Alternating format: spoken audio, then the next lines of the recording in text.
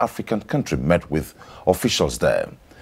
In a quick response, the federal government swung into action even before the delegation left Libya. And between the 7th to 8th of January this year, the first batch of 1,030 stranded Nigerian migrants returned from Libya. This was followed by another batch after 2 days when the third batch of 560 migrants arrived the country.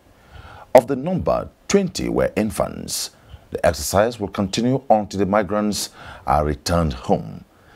Disturbing for many are stories of harsh treatment and dehumanizing acts of Nigerian migrants in Libya, a development that is well documented by the United Nations, leading to global condemnation. The present line of action is beyond blame game, but rehabilitation and reintegration of the returnees for 6 months. They would be trained to acquire different skills and be empowered with tools, as well as monitored for 2 years to prevent them from embarking on such treacherous missions. There are also enlightenment cautioning Nigerians on dangers of irregular migration to Libya and other parts of the world in search of greener pastures. How well do Nigerians understand the language? How secure are the borders to curb illegal migrants? Should there be sanctions for illegal migrants on return to forestall future occurrence? What lies ahead of the returnees migrants? Answers with those who should know. First, this report by Ilyasu Ali Yakubu. Available records show that Nigerians top the list of irregular and other parts of the world, with 37,551 migrants recorded in 2016. In 2015, of the 153,000 migrants recorded to have arrived Europe via the Italian coast, 22,000 were Nigerians. The United Nations Migration Agency says since 2014, it has recorded more than 23,000 migrant deaths and disappearances. The figures appear to be rising year on year, with more Nigerians falling victims of the situation. Aside the enormous difficulties faced by migrants while in the process of migration, especially in Libya, where they are subjected to new forms of slave trade syndrome, many are raped, while others have their organs forcibly removed and sold. The federal government under President Muhammadu Buhari has been engaging authorities of various countries across the world for the repatriation of irregular Nigerian migrants. Already, a total of 1,490 irregular migrants from Libya have been repatriated to Nigeria in 3 barges on board Max Air Boeing 747-500 out of the 5,037 migrants identified in Libya for evacuation back to Nigeria. Some of the returnees share their experiences. Go back home, please. I want to go. I want to go. There's no place like home. Freedom is the best. You know, you never can tell what you have until you lose it. In Libya, I don't think in life I can try it again and go to that way. Because there is no free life in that place. My little experience in Libya was very bad. When I'm from Agadez to Tripoli, 24 in-laws move. Only 6 confirmed Libya. Inside that 6, 60-something die. Minister of Foreign Affairs Geoffrey Onyema, who led the federal government delegation to Libya, said the federal government has put in place machinery to evacuate all Nigerian irregular migrants across the world. You have come home and you will not be abandoned. There are provisions in place to provide for an extensive rehabilitation for you, to enable you to get education, to enable you to get skills, training and development, to equip you to get jobs. The next line of action is of rehabilitation and reintegration. This process also, I have Director Relief and Rehabilitation already with me, who is going to conduct that aspect. With the provision put in place by the federal government to check the health status of the migrant on arrival, rehabilitation and skills acquisition, as well as reintegration of them into the society, it is hoped that the migrant will be refined and make better contributions to the growth and development of the society. In Abuja, Ilyasu Aliaku, NTA News. Irregular migrant issues in Nigeria with a focus on the returnees from Libya. On this segment, we shall be going to two centers, Enugu and Port Harcourt, and also Abuja. From Enugu, we have Hyacinth Matthias Okechukwu. Hyacinth Matthias Okechukwu is a returnee, Libyan returnee in Enugu. Thanks for joining us on Tuesday Live.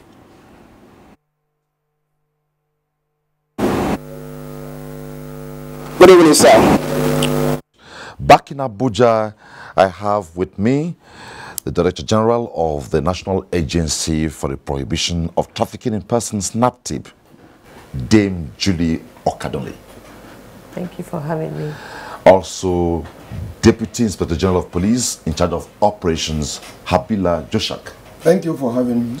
And from Port Harcourt, we have two returnees, Ayodele Adeimbu and Marian Abiodun. Thanks for joining us on Tuesday Live.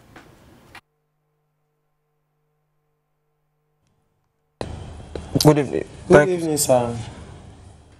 Quickly, let me take off with Julie.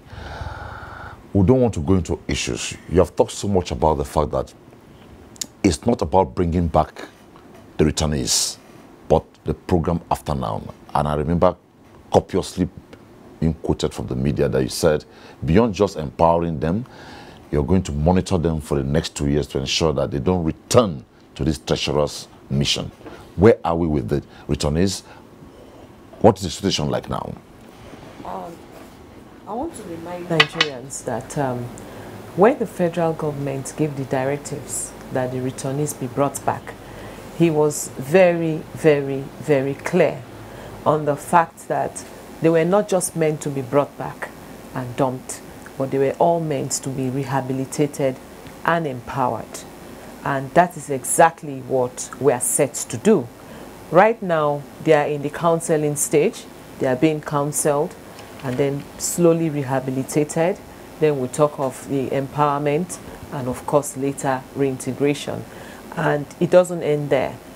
They need to be monitored for at least 2 years to ensure that they are not re-trafficked. What model are you adopting in this monitoring strategy? And what we usually do in NAPTIP is we're in touch with them.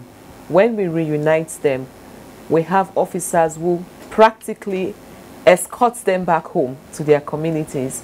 Before going back to the communities, we actually go there to counsel family members, because sometimes some families don't even want the children back home. They are so upset and angry that they've spent so much money and they, they were expecting some returns on their investment, and then they've come back with nothing.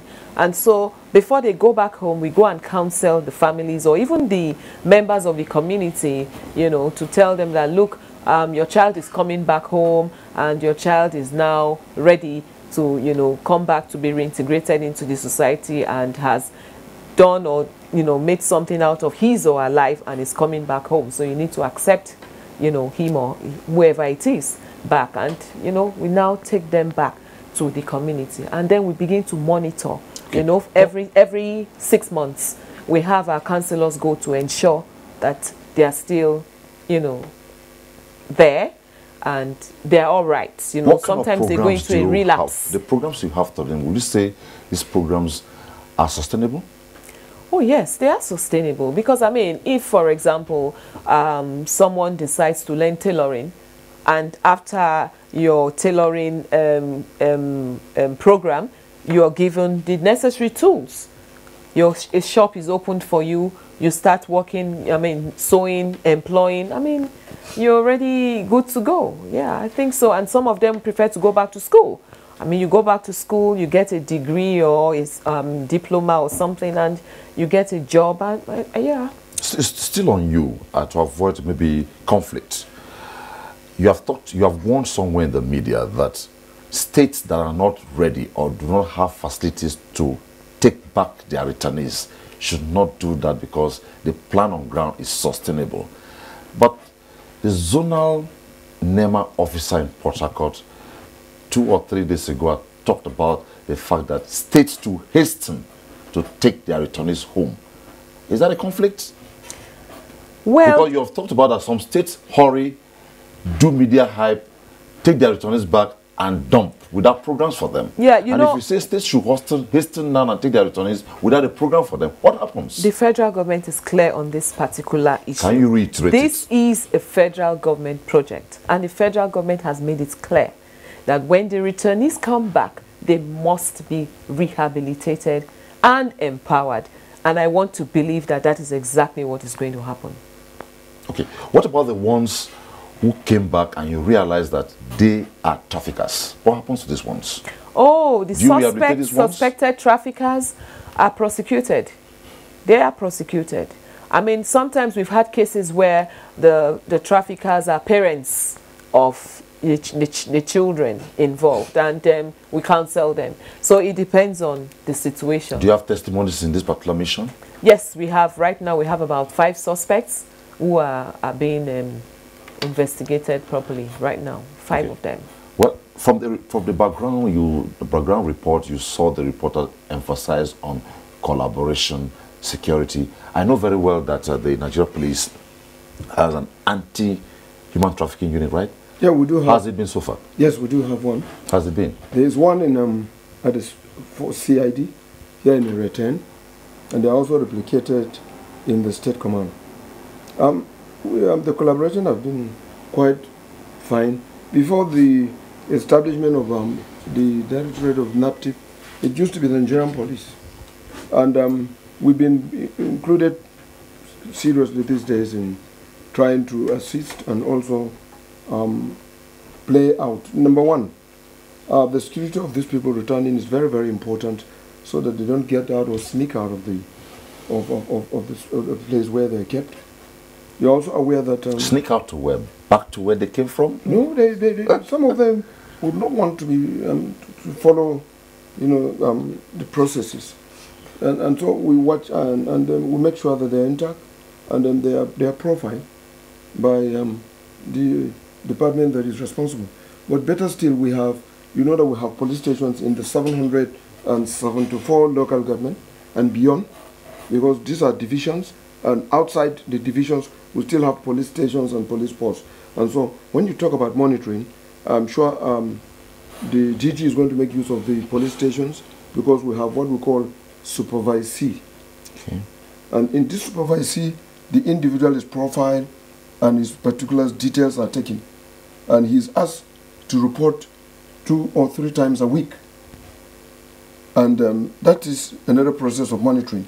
We still have a lot of people that also assist and collaborate with us, the members of the public who are stakeholders. In that community, we still have those ones that put an eye and watched the conduct of the returnees. And if there are issues, when they report to us, we will let her know. Okay. And so the police is going to be very useful in the monitoring and ensuring and looking at who is doing what from the returnees in their various villages. Okay, before I get to the centers, one very important issue here. One of the northern states, I can't remember now, have received and taken back their returnees. Yobe State. Yobe State. And the testimony they gave is that these are not trafficked persons.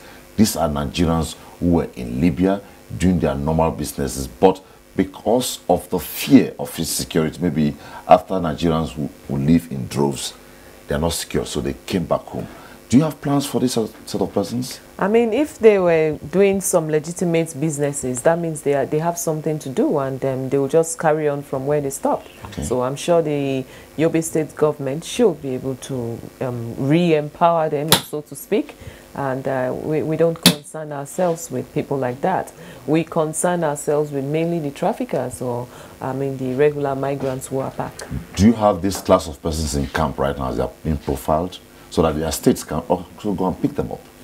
Well, like I keep saying, if the states are not ready, if they do not have shelters to keep them... Not the trafficked ones, the ones who are doing their normal businesses in Libya. They must have a plan for them, because don't forget that some of these people left so many years ago. And, they don't really have anywhere to go to, coming back. You know, maybe some of them have been away for 10, 15, 20 years. So they must have a plan for them to reintegrate them back. I'm sure you're not surprised I'm emphasizing on this. You have a situation where, for instance, I'm not trying to run down a state government wants to prove that they are concerned about the indigenes. They go there, do a ceremony, pick the indigenes, get to their state. A week after, they are left back on the street. And at the end, the blame goes to the federal government. So what are you doing to ensure that this does not happen this time? It has always happened. We are begging those states, work with NAPTIP, strengthen NAPTIP, give us food in the shelters, and we'll help you to take care of your indigents. Because obviously, those states that do that do not have shelters, and they cannot take care of their citizens or their indigents. So work with NAPTIP, strengthen us, empower us, and we'll help you to take care of them. That's what we are just pleading to them. Because at the end of the day, we are doing this for the federal government, and this mission must succeed. Okay. So let me get to Enugu, where Hyacinth Matthias, and here is not Okechukwu, but Ikechukwu. Hyacinth, how are you doing since you came back? How's it been? Good evening, sir. I am very fine. I must honor the Federal Republic of Nigeria. For if not because of the goodness of our government, I should have not known where we will be by now or after now. But thank God they do their best to make sure that we are back to our country. But God bless the Federal Republic of Nigeria. And I must tell you, since ever we came back, I feel comfortable, well comforted, because no place like home, I must tell you. And I must appreciate our governor, His Excellency, Right Honorable Ifeanyi Buruburu, #1 from Enugu State. He has been doing so good for us. The day he heard that we arrived in Port Harcourt, he immediately ran for our rescue. He took us back home. He embraced us as if we were the prodigal son in the scripture. He so much appreciates us. He welcomed us so well. And they give us a better shelter to live. As I'm talking to you now, you can see my appearance, the way I am looking now. It is his good work. Because the time we arrived, I am so bad looking. So the government of Enugu State, he has been taking care of us, giving us a better teaching. He has a seminar for us, a very good seminar for us, in a capacity building for 3 days. He has been teaching us on how to produce paint. I can do that as I'm talking to you now. So the governor is doing very good to we the days. He has been trying his best, feeding us day after day. He has been taking care of us. So I appreciate him very much. He tries so very good. And I must appreciate the Minister of Foreign Affairs, George Onema. He is the one that visited us in Libya. He gives us so much encouragement that he will take us back home, and we should not feel anything bad in our mind. So we appreciate everything. I am okay. I am looking very good, very healthy now. He took us to medical care. Our governor took us to medical care. He checked us totally, do the X-ray, so many things. I feel very, very comfortable. Thank you. So if I ask you now to talk to fellow Nigerians like you who are from Enugu State, where you're back home to, what message will you give them? Will you want them to go to Libya? I I must confess to you, if anybody, as I'm standing here, if I tell anybody or give anybody advice to travel to Libya, even my own enemy, I cannot do that. To tell him or give him or her the advice to travel to Libya. Libya is not a place to be. It is a terrorist country. They don't have a human conscience in their mind. Libya, I will not give anybody advice to go to Libya. Instead, I will just forget. Instead for me to give advice or to talk anything, I will just stay on my own. Thank you. Back in Abuja, that was the sweet one there. So Enugu State has already taken its own returnees. It means they have something for them to do. I believe so. Okay. So now that they have taken their returnees back to Enugu State, that's the concern now. Do you have plans to monitor what they are doing for them over there? Because you talked about training and 6 months monitoring. Absolutely. I mean, at the end of the exercise, we're going to go from state to state, because right now we have returnees from 28 different states. We're going to be visiting all these 28 states to find out where the returnees are, the progress of the returnees, and, you know, monitor them for a period of time to be sure that they are well taken care of, well rehabilitated. Do you have your officials in Enugu State as we speak? Absolutely. We have a shelter in Enugu State. Okay, shelter. You call it shelter? Yeah, and an office and a zonal command in Enugu State. So an office and a shelter. Every zonal command has a shelter where we keep returnees. Well, before we go to Port Harcourt, where Tony is on the line. Hello, Tony. Tony from Benin. Hello, Tony. You're on to Tuesday Live. My name is Tony Jimon. I'm calling from Benin. Go ahead.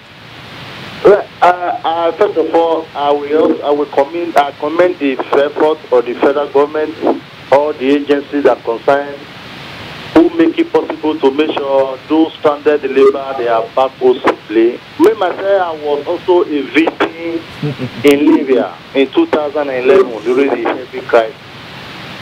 But my contribution, hello. Go ahead. My contribution is that they should not focus only on the Tripoli. There are still lots of Nigeria in Libya.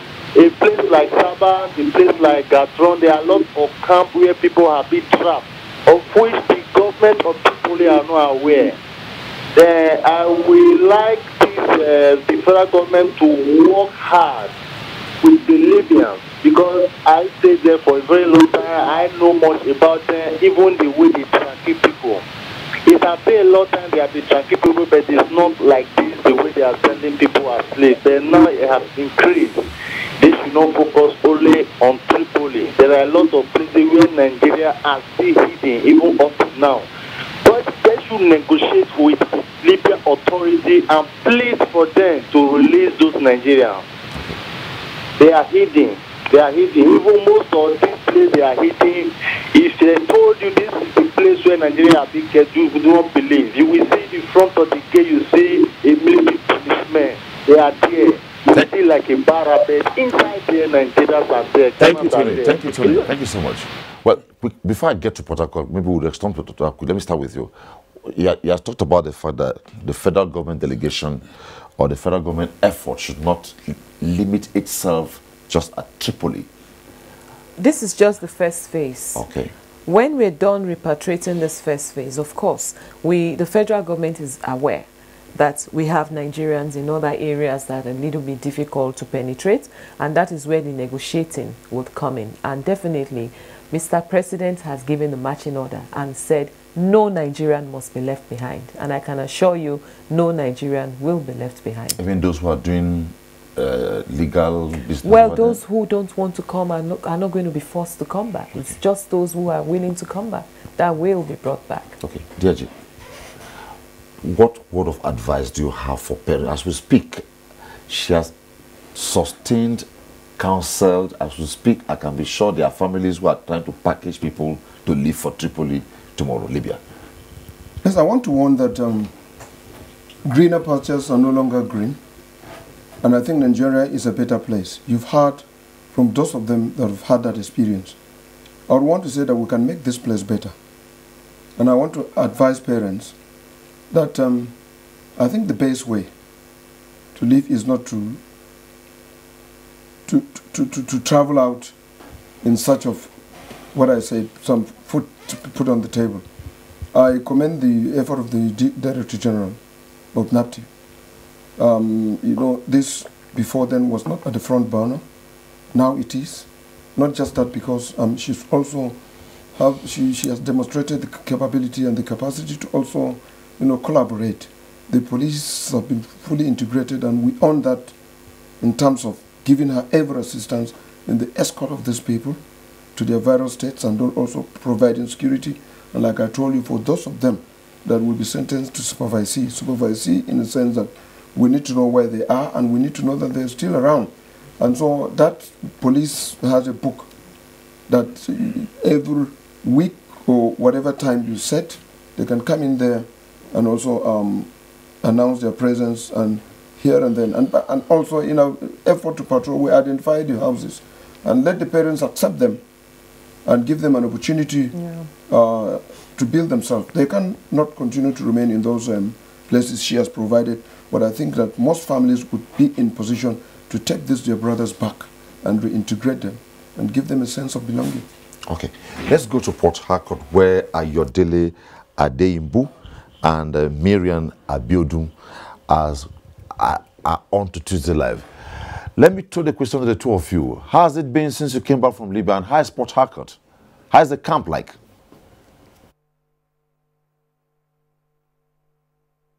Pues, we've been in Port Harcourt since last week, Monday, in the camp. We are there sleeping, waking up, waiting for our state government to come and pick us. Up to now, we've not been picked up. They told us immediately we'll arrive, the next day they'll come and pick us.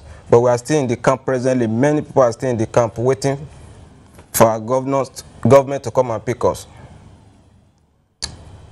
Yeah, exactly. That's what's going on now. We are still expecting our state government to come and pick us. Since they said they can't release, but Ogun State, because I came from Ogun State, so my government is around. So I'm coming to Ogun State tomorrow. What will you say about the profiling exercise going on at the shelter in Port Harcourt? Are you impressed with it?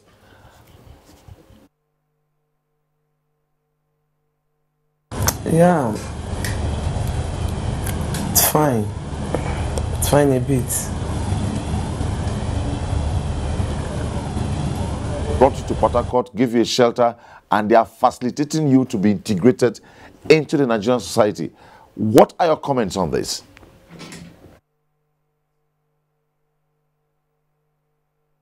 Integration and other things is our fear coming back to Nigeria, because since they said they should come and pick us now for more than a week, they've not.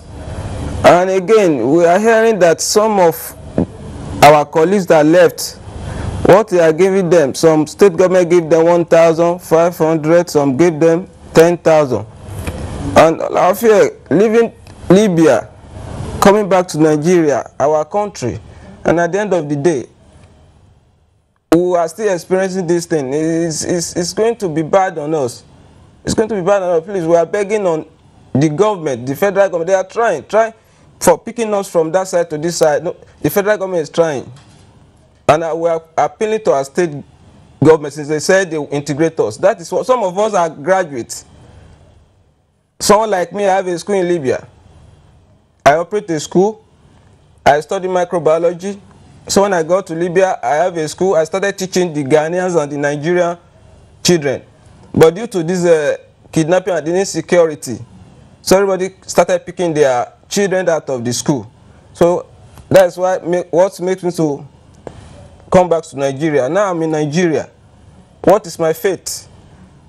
I have children, I have a wife. What is my fate? And others like that. From? What state are you from?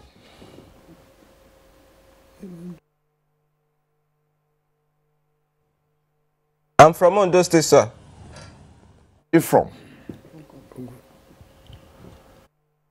Ondo State, SL, the local government. Ondo State, SL. Your own side of the story too.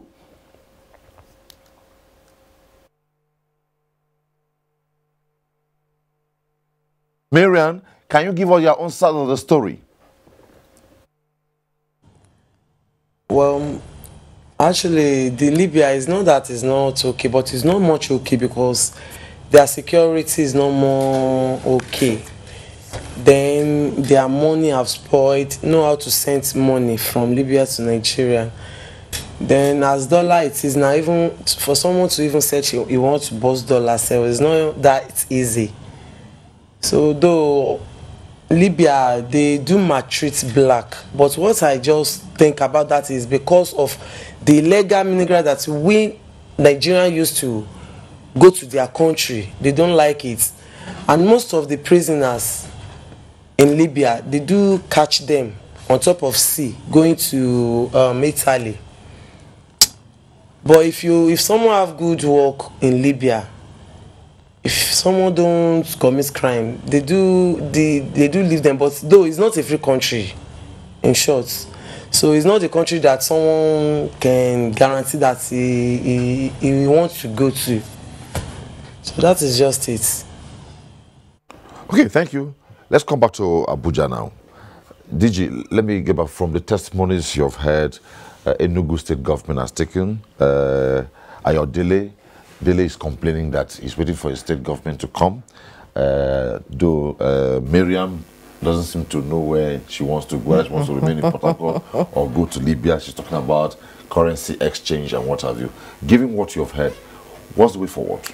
I think the way forward is at this point is to see how we can help those that are stranded in the camps and take them to our shelters, and hope that the state governors would come and pick them up or support us to help rehabilitate them. So we're going to look into that very seriously. We went to the streets to hear the opinion of Nigerians, their reactions, their suggestions about this whole mission by the federal government. Let's take a look at this box 4.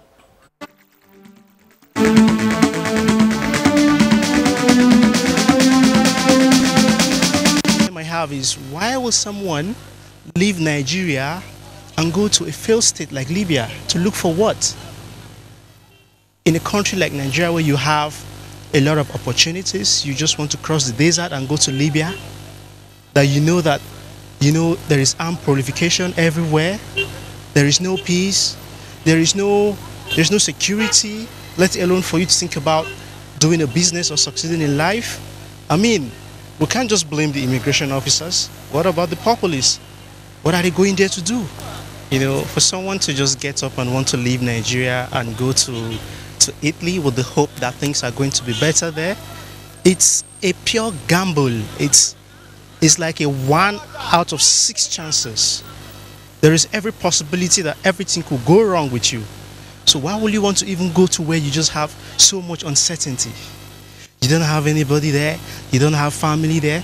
You know, we in Africa, we have families. When you go to somewhere you know you can't really survive, you fall back on family or friends and then they lift you up. So for someone to think that you can just go to Italy and your problems will automatically be solved, no, that calls for psychiatric evaluation. You don't join politics to make money. You join politics to do a work. Look at what Audu Ogbe is doing now about agriculture. He needs some help. People who will go to the schools and make a farmers club. When you have farmers club, many young people will be interested to go into farming. Do you understand? So farming will no longer be an area for never-do-wells. Nigeria is still a good country. Nobody should. Well, those are the views by Nigerians. And back to the studio. You said before we went to Enugu and Port Harcourt that you have cases where families whose children were trafficked to wherever, Libya and what have you, are not happy.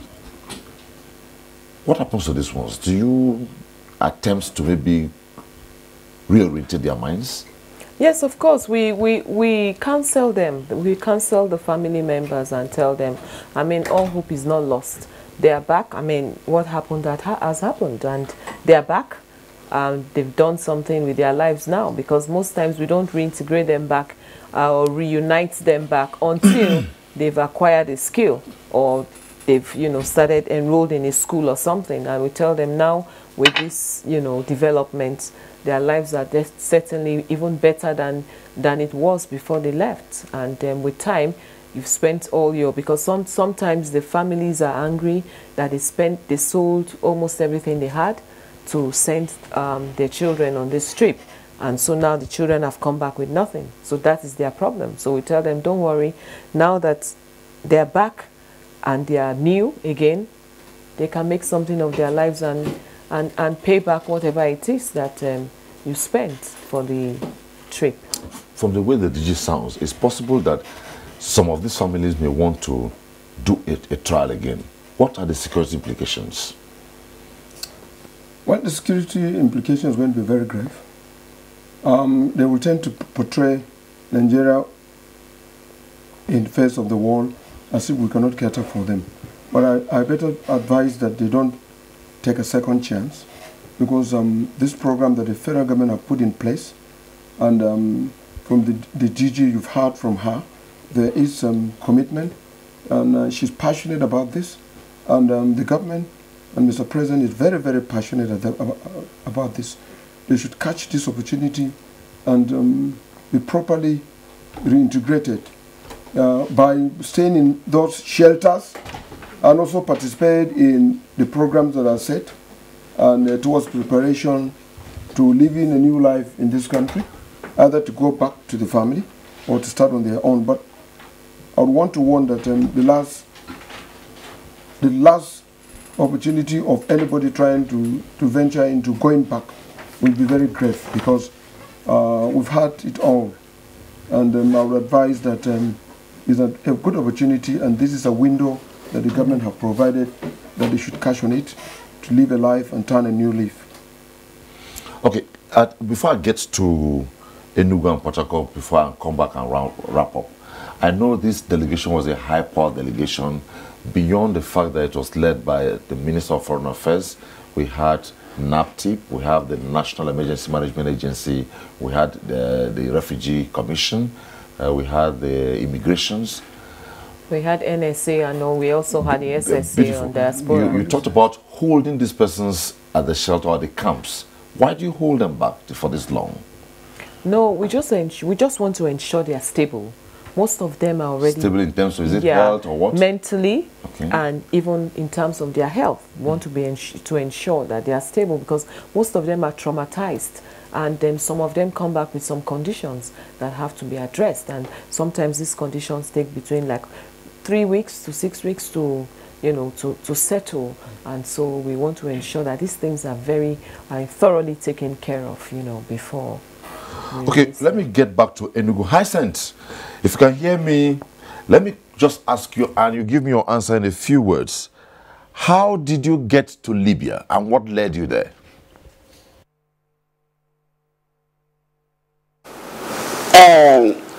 First of all, how I get to Libya is because of the situation I'm facing, and in my own mind, I want to develop myself, my family, and my state at large. That prompts me to travel to Libya. Though Libya is not the place I am traveling to, my mission, I am going direct to Germany. But on the process to travel from Libya before I take off. But the condition in Libya is so bad. So that's why I do not make it a hold up. I can call it hold up. So I stopped there. They started treating me as if I am a goat. I'm an animal. So the condition there was very critical that I cannot bear on my own. So I am so much happy that Nigeria government remembered the migrants. If not, I've been thinking on how to come back to Nigeria, but there is no way. The problem, if you leave Nigeria, you travel to Libya, to come back, even to go front, no way. They will hijack you everywhere. If you come out along the expressway there, they will kidnap you instantly. They will hide you inside their house. They will treat you so bad. Let's get to Port Harcourt now. In Port Harcourt, let me ask Ayodele. Ayodele, what is it that you want in Libya that you don't have in Nigeria?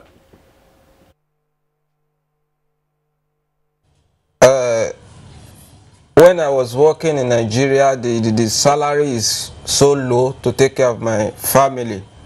So before I got a call from a friend that they pay very well in Libya, that within that working with them, that they pay every month 100,000, 150,000, which is true. So before I get to the road by going, when I go to Kano, I told me we'll go by air, but getting to Kano, I received a call. So we enter a bus to Agadez. It's from Agadez, we took ourselves to desert. Before I knew, I am in Tripoli. So, with the experience you have now and you're back in Nigeria, would you want to go back to Libya? With the experience you have now and you're back in Nigeria, if you have an opportunity to go back the same way, will you do that? The security situation in that place is bad. The police, the thieves, because of the rebels, they don't have... in fact, the two children of 12 years have gone. They come to your house. If you work for them, they collect the money. They thief your property. So the security there is not fine. I'm not going back. Miriam, would you want to go back to Libya if you have an opportunity?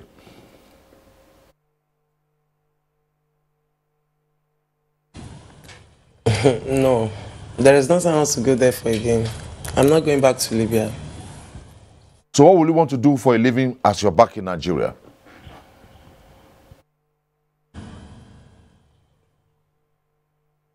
To start a business. Thank you very much. Back in Abuja, well, let me start with the Joshak. As a last word, what will you speak to Nigerians, speak to Nigerian families, not just about security now, about illegal migration to other parts of the world? I would like to educate Nigerians that this country has so much to offer to every one of us, and that hard work, determination, and dedication should be our watchwords, that we should try as much as possible to look at this country as a very beautiful country. We should be patriotic, we should be nationalistic. We should now learn from these people that jetting out, it's a very dangerous trend. It's a dangerous thing to do, and it's a dangerous path.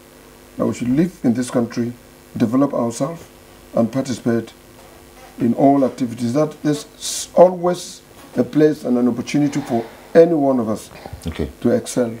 Okay, let me also ask the DG Naptip. I know she has sang this song. Can you sustain your song in a few minutes as we wrap up?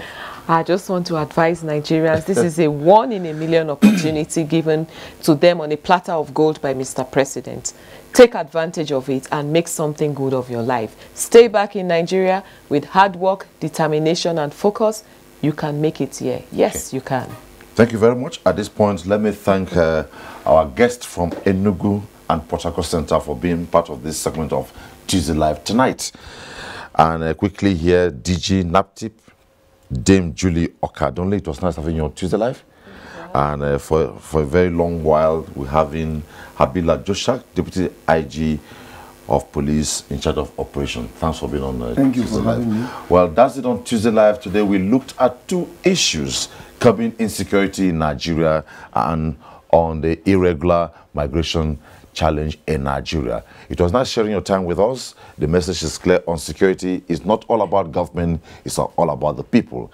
And for migration, it's about mindset reorientation. Know that it's not a good business, it's not an investment. Stay out of it. On behalf of all of us, thanks for watching. Bye-bye.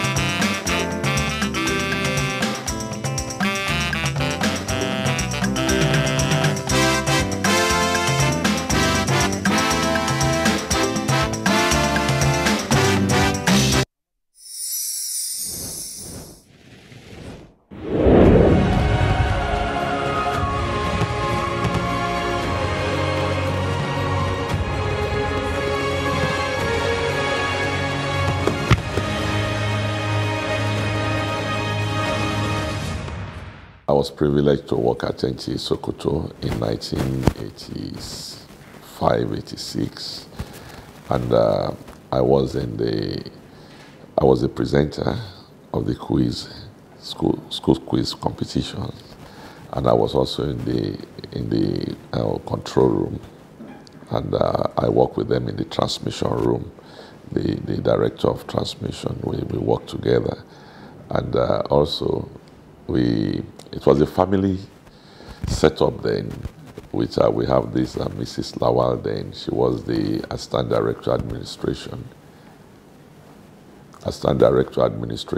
Then one engineer Kure was the head of engineering. Then my likes, the people I used to associate with were Labo Mohammed and Minasara Ilo. We used to go out, and more or less I think I was more at home in Sokoto. At least even though it was far from Lagos then, but I think I enjoyed working there, and everything was okay.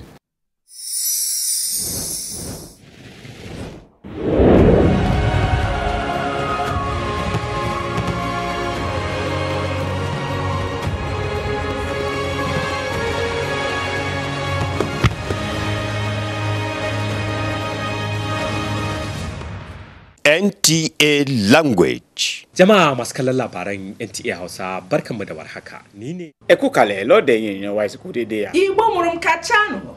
Broadcasted in the language you understand better. Our programs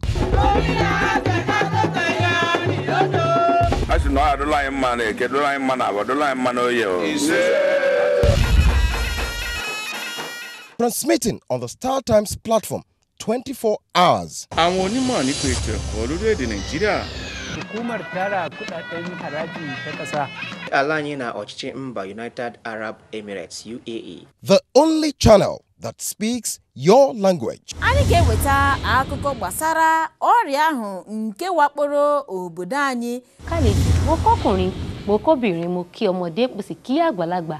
Mu yi kokari mu sauke nauyin alƙawarin da muka ɗauka.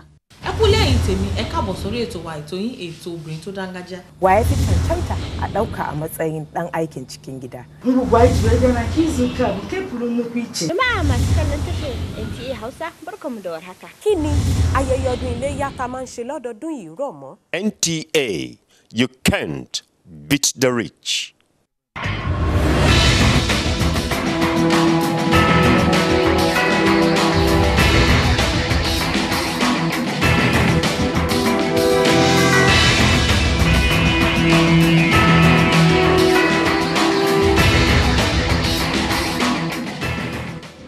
Imagine a station where you access information. Think of a station that creates awareness for national development. Imagine a station that prepares you for a bright and greater future. A station for all ages. Documentaries, classroom and television, events coverage, children's programs and variety shows.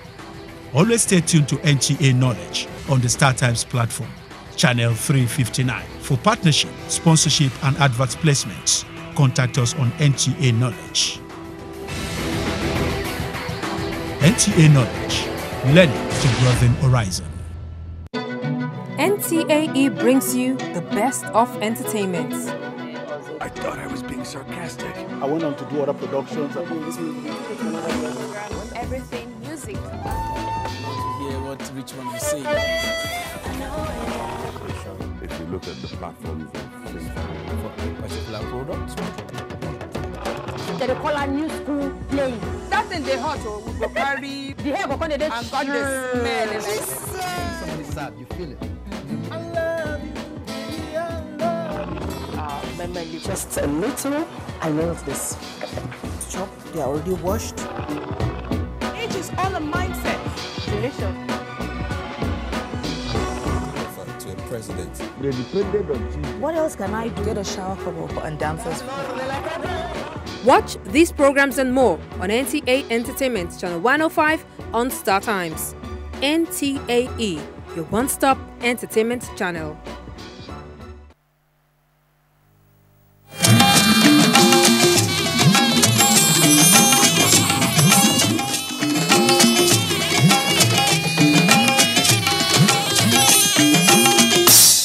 This is the network service of the NTA.